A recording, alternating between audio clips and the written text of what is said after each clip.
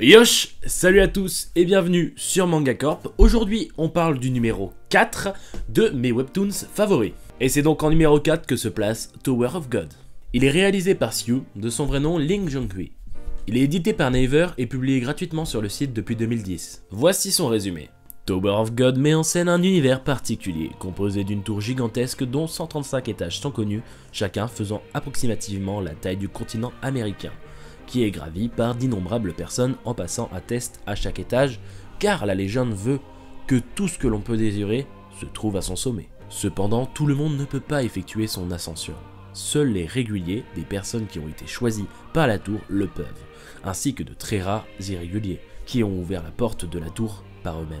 Ces derniers sont généralement des êtres de très grand pouvoir, et par conséquent sont craints et ont une mauvaise réputation dans la tour. Le manoir est pour le moment composé de 2 saisons, mais 4 sont prévues par l'auteur. La première saison suit l'histoire de Bam, un jeune garçon irrégulier qui gravit la tour dans l'espoir de retrouver une jeune fille, Rachel, qui représente tout pour lui.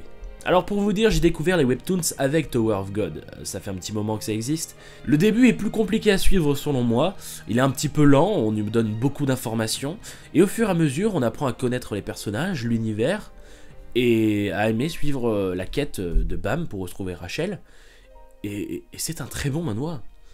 Sinon il serait pas dans mon top 4 d'ailleurs. Un des points forts de cette œuvre à mon avis, c'est l'évolution des personnages. Ils sont constants et on ne nous laisse pas sur notre faim.